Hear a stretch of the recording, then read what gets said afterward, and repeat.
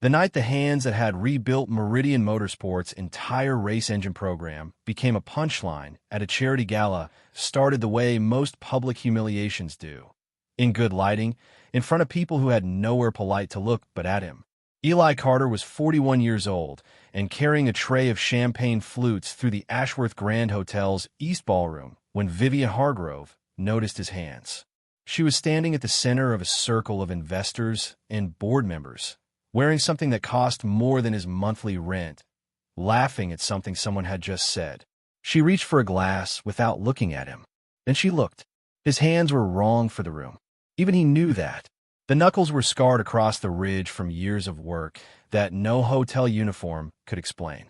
The right palm carried a burn mark along the base of the thumb, faded and old, settled into the skin but still catching light. The fingers were thick at the joint, steady, and stained at the creases with something that soak could soften but never fully lift. They were the hands of a man who had spent the better part of his adult life in places this ballroom would never see. Vivienne Hargrove looked at them, paused one beat too long, and said to no one in particular, "My God, are you sure you should be carrying crystal?" Several people laughed. A woman near the back covered her mouth. A man in a blue suit said something to the person beside him and did not lower his voice. Eli set the tray on the side table, held his face at the angle he had learned to hold it, and walked back through the double doors into the service corridor without saying a word. If you're enjoying this story so far, don't forget to hit the like button and subscribe. Drop a comment telling me where in the world you're watching from. I love hearing from you. He had been working at the Ashworth Grand for 14 months. Floor maintenance through the week, event service on weekends when the large bookings came in. The hotel had a rhythm he had learned without trying to, which guests looked through him, which ones nodded, which ones pretended the service staff were furniture that happened to move. The service corridor smelled like industrial detergent and aging carpet, and, near the freight elevator, faintly of the kitchen 3 floors below. He stood at the far end of it now, back against the painted concrete wall, and breathed. His daughter was named Maya. She was 8 years old and had inherited her mother's habit of asking questions that had no short answers and her father's habit of going still when something needed thinking through. She was with Mrs. Tambley from 3B on event nights, which she had accepted with the solemn pragmatism of a child who had learned to assess adults quickly. Mrs. Tambley fed her too much rice, pudding, and let her stay up past 9 watching nature documentaries, and Maya had determined that this was a reasonable arrangement. That morning, before Eli left for the afternoon setup shift, she had been at the kitchen table drawing. She drew the way she did most things, with her tongue at the corner of her mouth and her small hand moving in long, deliberate strokes. The drawing was of a car, not a cartoon. A car with engine components sketched through the hood, the cylinder positions rough but accurate, the exhaust routing following real mechanical logic. He had stood in the doorway and looked at it for a moment without her noticing. "Who taught you to draw it like that?" he asked. She looked up. "You did. When I asked what was inside." He hadn't remembered the conversation, but he supposed it had happened. Some things came out of him without premeditation. He made her toast with the good jam before he left, the kind that was actually plum and not just labeled plum. He checked her bag for school, zipped the homework folder, located the field trip consent form her teacher had sent home twice already because Maya kept putting it in the wrong pocket. He kissed the top of her head, and she pressed her nose briefly against his collar, checking for the particular smell that meant he was her father and not a stranger. Then he left. The hotel was 40 minutes by bus. He sat in the back and watched the city move past the window without opening the book in his bag or the notebook in his bag or thinking about anything that required deliberate attention. His hands rested on his knees. There was a drafting table in the corner of his bedroom. He had moved it across 3 apartments over 4 years, and it was covered now with 14 sheets of drafting paper pinned to a corkboard, each one covered in pencil lines so fine and exact that they looked like something printed. The project was a thermal management system for high-load combustion engines. He had been working on it since before Maya could read. Some months he covered it with a drop cloth and did not touch it. He always came back. His wife Celeste had called it his argument with physics. She admitted his love. She had died 4 years ago in November. A brain aneurysm, the kind that gave no warning, that happened to people in news articles, and then one Tuesday afternoon happened to the person who was the center of the architecture of his life. Maya had been 4 years old enough to remember her mother's voice, young enough that the memory was already blurring at the edges in ways that sometimes frightened her, and that she tried to describe to him on certain nights when she could not sleep. Before Celeste died, Eli had been chief design engineer at Meridian Motorsport. He had spent 6 years building their race engine program from a team of 4 people and one underfunded prototype into a department that won 2 championship titles and drew serious interest from 3 major automotive groups. He had done it by staying later than everyone else and caring more than was professionally reasonable, which were the same 2 things he had always done in every room he had ever worked in. After Celeste, he could not stay. Maya needed someone present, and present meant available in a way that his old job had not been. He wrote a letter to the director on a Monday, cleared his desk on Tuesday, and left without telling anyone about the thermal management design he had been developing at home for 3 years. He did not know, at the time, whether leaving was a decision or a collapse. He had stopped trying to determine the difference. The hotel job had come through a contact from a previous maintenance contract. He had taken it because it was there, and because the hours were manageable, and because the facilities team worked alone mostly and nobody asked him questions he did not want to answer. The HVAC supervisor had called him in once to look at a compressor in the east wing that was making a sound nobody could identify. Eli had stood in the mechanical room for 40 seconds and said which bearing was failing and why. The supervisor had stared at him. "How did you know that?" Eli had said he had heard similar sound before. He had not elaborated. There was a photograph on the shelf above Maya's desk. She had put it there herself when she was 6, found it in a moving box, and placed it in a frame she'd made from popsicle sticks and painted red. The photo showed a race car in victory lane, engine cover open, crew surrounding it in matching jackets. In the lower left of the frame, barely visible at the edge of the image, a man in a gray work shirt stood with one hand flat against the engine block and the other at his side. He was looking at the engine, not the camera, with the expression of someone conducting a private inventory. Maya had asked who the man was. Eli had said a friend. She had studied the photo and said, "He has your hands."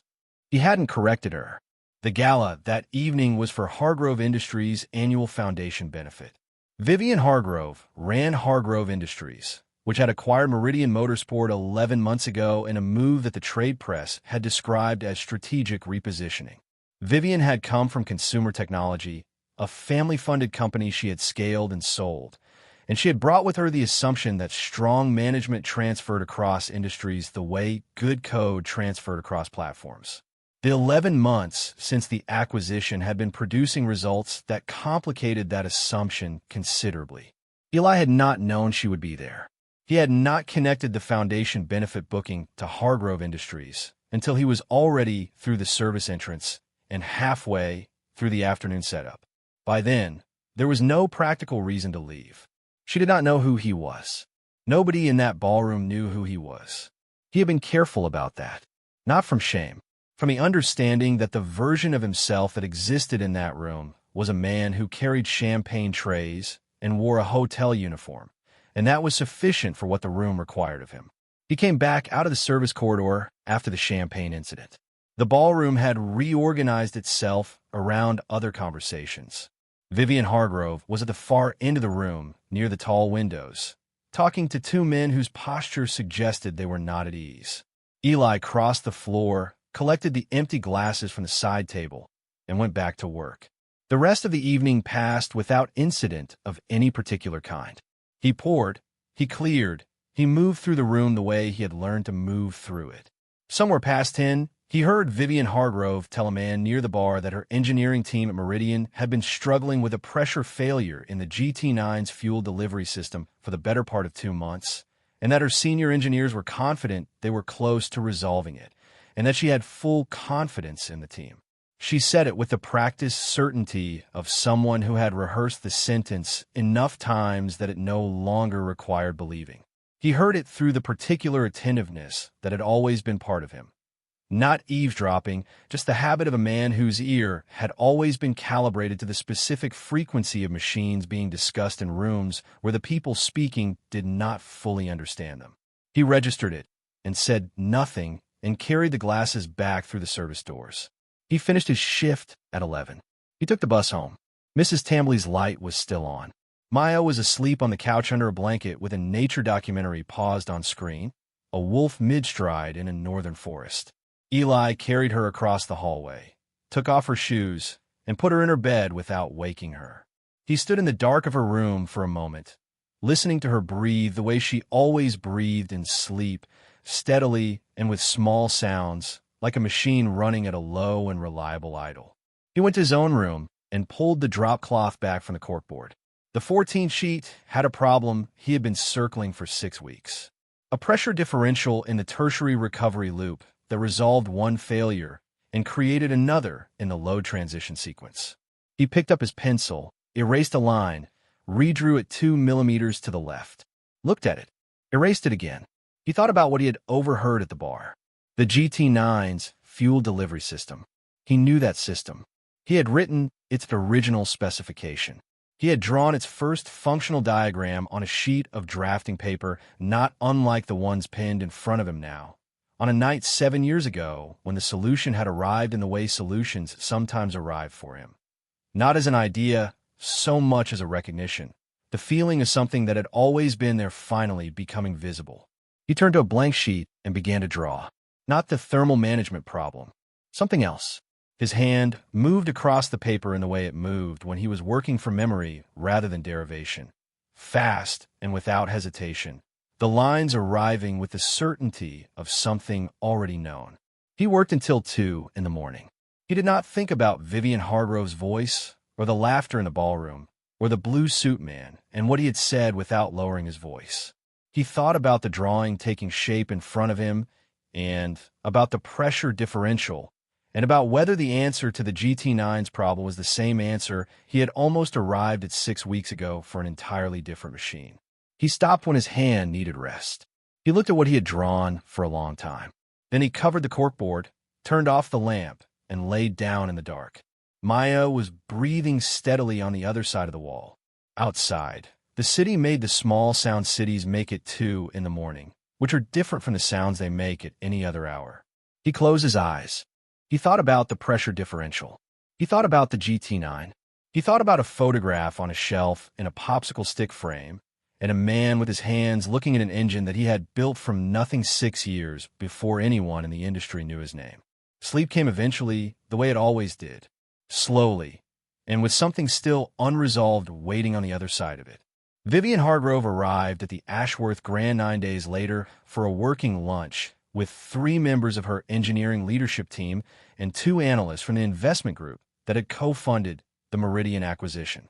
She arrived 12 minutes early, which was not unusual for her, and went directly to the private dining room on the 2nd floor without stopping at the front desk.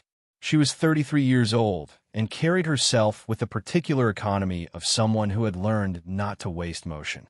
Her father had started Hargrove Industries as a logistics company, and she had taken its capital and its name and built something adjacent to it. A technology company first, then an investment vehicle, now something harder to categorize that included a motorsport manufacturer she had acquired at what her advisors had called the right price. The advisors had been correct about the price. They had been less precise about everything that would follow it.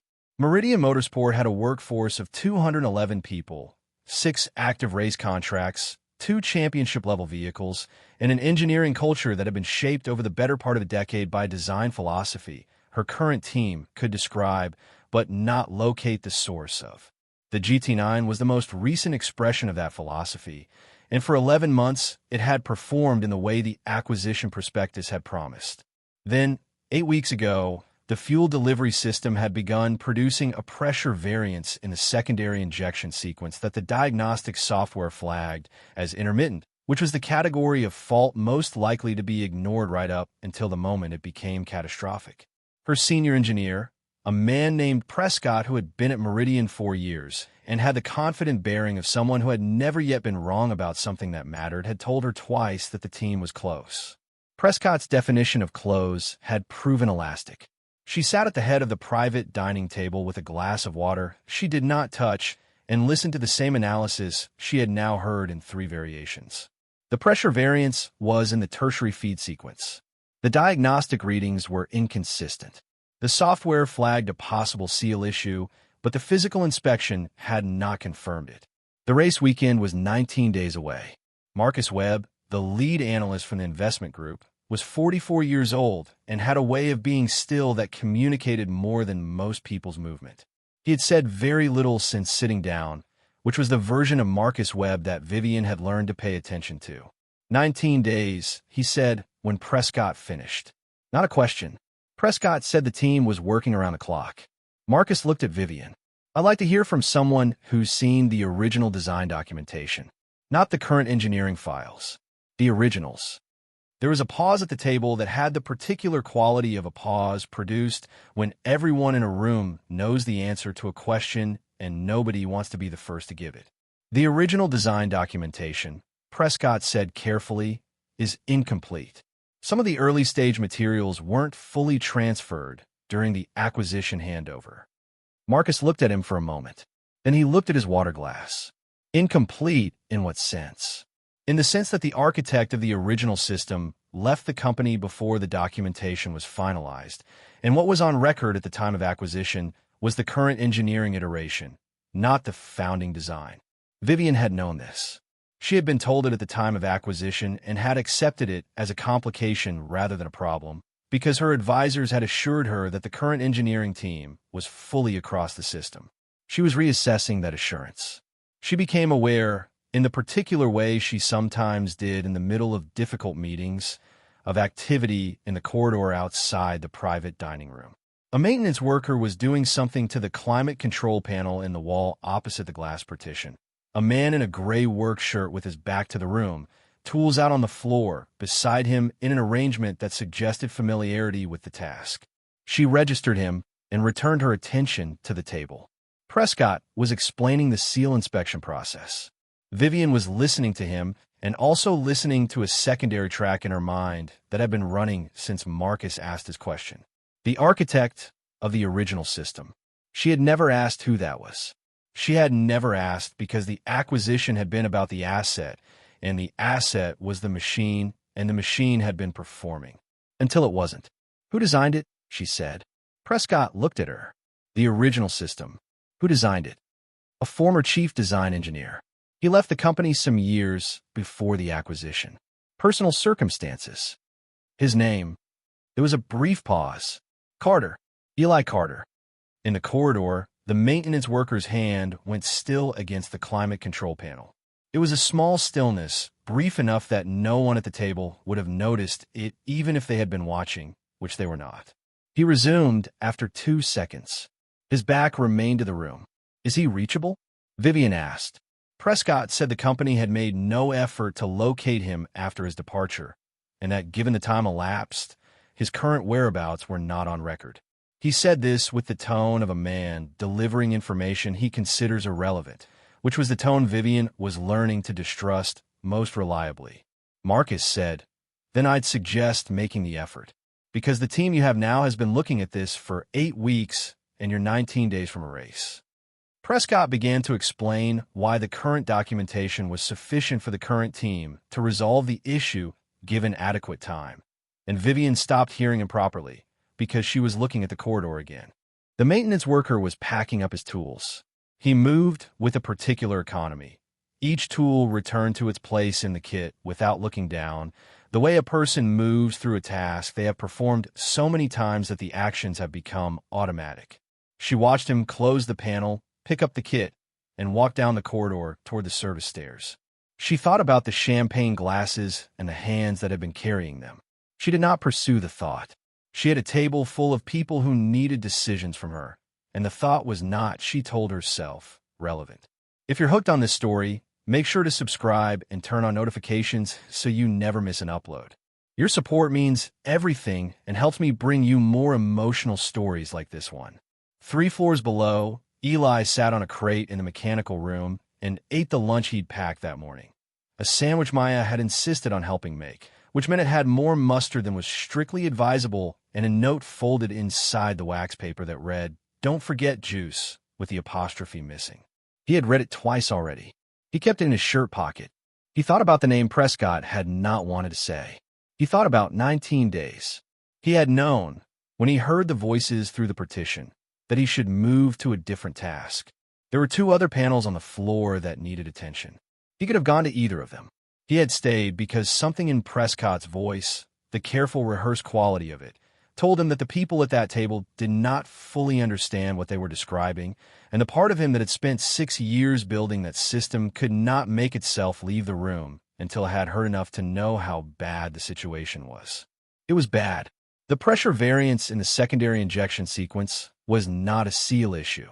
He knew that without seeing the diagnostic data, because he knew what the seal issue would produce and what it would not, and an intermittent pressure variance in that specific sequence pointed to something he had spent 2 years working around when the system was new. A thermal expansion coefficient in the tertiary manifold housing that performed correctly within a narrow temperature window and began to drift outside it under sustained high-load operation.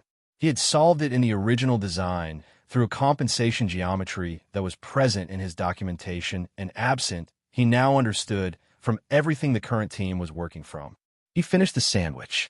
He folded the note back into his shirt pocket. He sat for a moment in the mechanical room with the background hum of the building around him, and he thought about a race car and a driver who did not know that the machine under him was moving toward a failure point that the people responsible for it could not see. He thought about the name Vivienne Hargrove had used. She had said it like a fact she was filing away. Carter. Eli Carter. He had heard his own name in her voice and felt nothing dramatic. Just the particular weight of a thing that had been separated from you long enough to become an abstraction, suddenly made concrete again. He went back to work.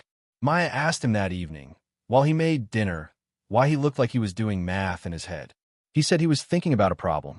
She asked if it was a hard one. He said it was straightforward, but the people who needed to solve it didn't have all the numbers. She thought about this while she set the table. Then she said, "Can't you just give them the numbers?" He looked at her across the kitchen. "I'm working on that," he said. She accepted this and asked if they were having the pasta with the sauce from the jar or the real sauce. And he said the real sauce. And she said good, because the jar sauce tasted like a decision no one was proud of. He worked at the drafting table until midnight. He was not working on the thermal management design. He was drawing the GT9 fuel delivery system from memory, every component, every connection, every routing decision, working backward from the finished design through the years of iteration to the founding geometry that only he had ever fully understood. When he was done, the drawing covered 3 sheets and was as exact as anything he had ever produced. He looked at it for a long time. Then he did something he had not done in 4 years. He picked up his phone and dialed a number he had kept in his contacts without knowing clearly why. The number of Dominic Reyes, who had been Meridian's workshop chief for the better part of 15 years, and who had been the first person, when Eli left, to say nothing when Eli walked out. Not because he didn't care, but because he understood that some departures could not be talked around. 4 rings. Then a voice, careful and familiar. "I figured you'd call eventually." Eli said, "The GT9. Dominic said, "How long has it actually been presenting?" A pause. Longer than Prescott told her. He had it flagged internally for close to 4 months before it went up the chain. Eli was quiet. "The compensation geometry," Dominic said. "It's not in the current documentation." "I know. Prescott's team has been running the diagnostic against the current spec. They don't know to look for it." "The driver is 22 years old," Eli said. 23, Dominic said. "Ramon. He's good. He doesn't know what he's driving." Eli put his hand flat on the drawing in front of him. The compensation geometry was there in the tertiary manifold section, exactly as he had built it. The line was 4 centimeters long on paper and represented 12 thousandths of a millimeter of tolerance in the actual metal. The kind of detail that looked arbitrary until the day it was the only thing standing between a machine running and a machine failing at speed. "She's looking for me," he said. "She will be," Dominic said. "Formally. Give it 48 hours. Eli looked at the drawing. He looked at the 3 sheets spread across the drafting table. He thought about a private dining room on the 2nd floor of the Ashworth Grand, and a table full of people who had the authority over a machine they did not fully know. He thought about Maya's question, "Can't you just give them the numbers?" He went to work the next morning the same way he always did. He took the bus. He sat in the back. He watched the city come through the window without opening the book in his bag. His hands rested on his knees, and the shift supervisor handed him the day's task list, and he worked through it in order, room by room, panel by panel, in the particular silence he had learned to carry as a form of protection and a form of preservation, and sometimes, on certain days, a form of patience. Vivienne Hargrove came back to the hotel on the third day. She was not there for a meeting. She came through the lobby alone, spoke briefly to the duty manager, and was directed to the maintenance department on the lower level. Eli was in the equipment room when the knock came. He opened the door, and she was standing in the corridor in a dark coat and no expression he could easily name. She said, "You were in the corridor outside the private dining room." He said, "I was servicing the climate panel." "You heard the meeting." He said nothing. She looked at him for a moment with the focused, specific attention of someone who has recently stopped making assumptions. Then she said, "Your name is Eli Carter." He did not confirm or deny it. She said, "I need to show you something." She had a tablet in her coat. She turned it so he could see the screen, the GT9 diagnostic data, 3 months of readings, the pressure variance presented graphically in a way that made its pattern visible. He looked at it for the time it took to confirm what he already knew. Then he looked at her. "The tertiary manifold," he said. "Yes. You're running the diagnostic against the current design specification." "Yes. The compensation geometry isn't in that specification." She was very still. "Where is it?" He reached past her to the small table against the equipment room wall where his bag was sitting. He took out the notebook he carried, opened it to a page near the back, and showed her a sketch he had made on the bus 2 mornings ago. For lines, 3 measurements, 1 annotation in his handwriting. She looked at it. She looked at him. "You drew this from memory," she said. "I designed it." The word sat in the small equipment room between them. He had not said the full sentence. He had not needed to. The look on her face told him that she was connecting things she should have connected 19 days ago, 11 months ago, possibly before she signed the acquisition papers, and that the process of connecting them was producing something she was not accustomed to, the clear and unambiguous feeling of having made consequential decisions without adequate information. She said, "I need you to come to Meridian." He looked at the notebook in his hand. He thought about Maya's drawing of the car with the cylinder positions right and the exhaust routing following real logic. He thought about the note in his shirt pocket that said, "Don't forget juice." He thought about Ramon, who was 23 years old and good at his job, and did not know what was happening in the machine under him. "When?" he said. "Tomorrow morning." He looked at her, not with bitterness, not with the particular satisfaction of a man watching someone arrive at a conclusion that cost them something, just with the clear, careful attention he gave to most things. "I'll need the afternoon," he said. "My daughter has a school appointment at 3. The thing that moved across Vivienne Hargrove's face when he said that was not pity and it was not surprise. It was something closer to the specific recognition of a person who has been treating a situation as simple and has just understood that it was not. "Morning," she said. "I'll have someone meet you at the main entrance." He said, "I'll find it." She left the way she had come, back through the lower corridor and up toward the lobby, moving with the same economy she always moved with, except that something in the set of her shoulders was different from the way they had been when she walked in. He stood in the doorway of the equipment room and watched her go. Then he closed the door, picked up his bag, and went back to the day's task list. He had 4 more panels to check before the end of his shift. He checked all 4. That evening, he sat at the kitchen table while Maya did homework and told her he was going somewhere in the morning that was not the hotel. She looked up from her worksheet. "The car place?" she said. He looked at her. "How do you know about a car place?" She shrugged with the studied casualness of an 8-year-old who has heard more than she was supposed to hear. "You talk in your sleep sometimes," she said. "You say numbers." He did not know what to say to that. She went back to her worksheet. He sat with it for a moment. The idea of himself in the dark saying numbers, the drawings reaching out of him even when he wasn't drawing them.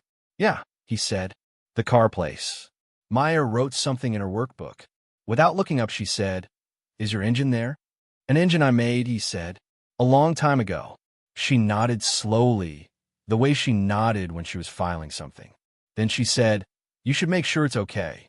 As though this were the most straightforward thing in the world. As though the 4 years, and the leaving, and the hotel uniform, and the champagne glasses, and the hands wrong for the room were simply the interval between two sensible events, and the second event was now. He said, "I'm working on it." She said okay, and went back to her homework. He made dinner. He washed the dishes.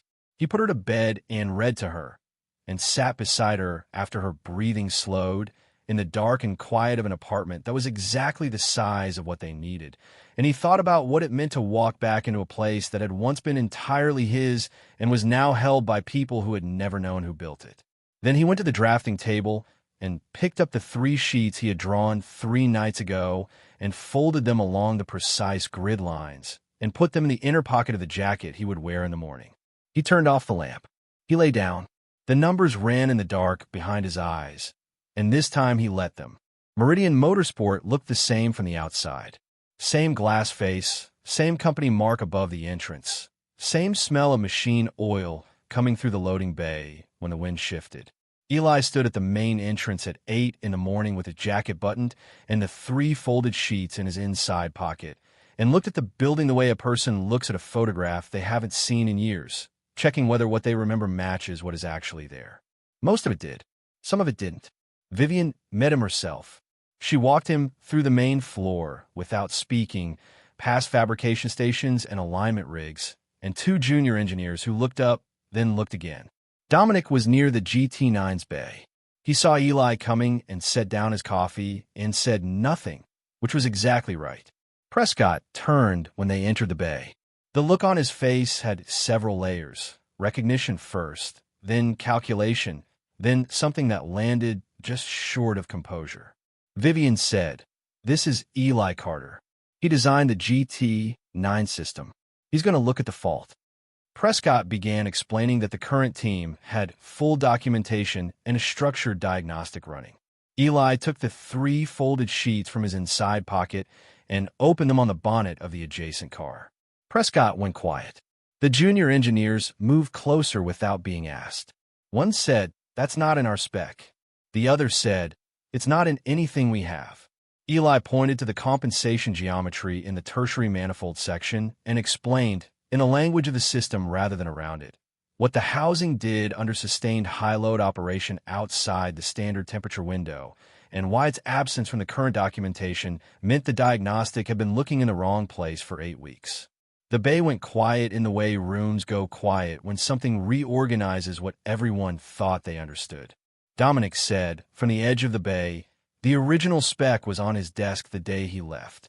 Somebody should say that clearly. Prescott walked out. He didn't slam anything. He left with the measured pace of a man who has understood the shape of what is coming and wants to meet it somewhere else. Vivienne watched him go and did not call him back. The junior engineers spent the next 4 hours with Eli in the drawings. They were good, careful, asking the right questions, listening without performing certainty they didn't have. By noon, they had located the fault exactly where the compensation geometry predicted. By 2, they had a repair specification. By the time Eli needed to leave for Maya's school appointment, the GT9 was running the pressure sequence cleanly for the first time in 8 weeks. Vivienne walked him to the entrance. They stood outside on the gray morning with the loading bay noise coming and going on the wind. She said, "I called you a liability at the Gala. Your hands." He looked at the building across the road. "I knew what I was doing when I said it," she continued. "I wasn't careless. I was deliberate. That's worse." She said it without softening it. It was the first thing she had said to him that he believed entirely.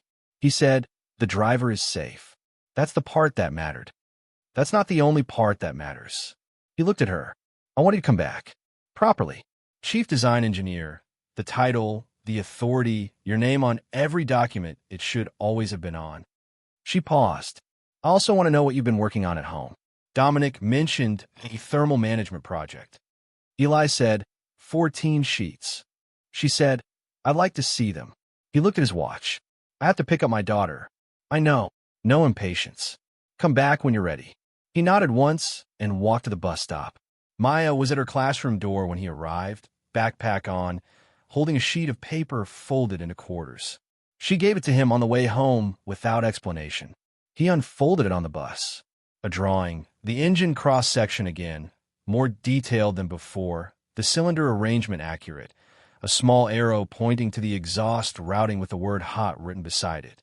In the corner, in smaller letters, for Dad's work. He folded it along its creases and put it in his inside pocket, next to where the 3 design sheets had been. He accepted the position 2 weeks later. He signed a contract at the kitchen table while Maya ate breakfast across from him.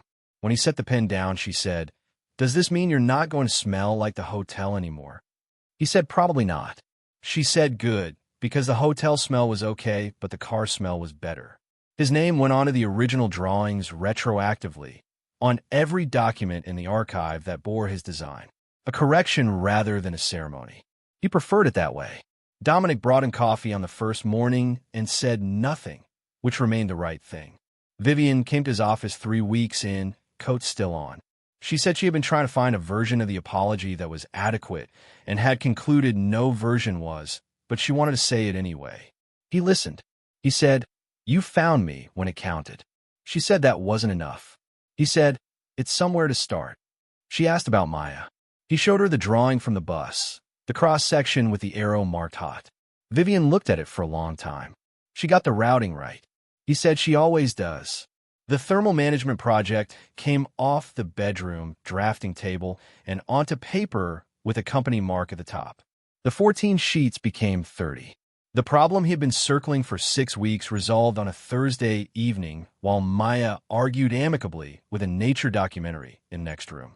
He wrote the solution before it could leave him, sat back, and looked at it. He thought about all the nights it had taken, the crates and the drop cloths and the bus rides, and the champagne glasses wrong for the room, and about how a thing that is real in you stays real regardless of the rooms that cannot see it. Maya knocked and came in without waiting.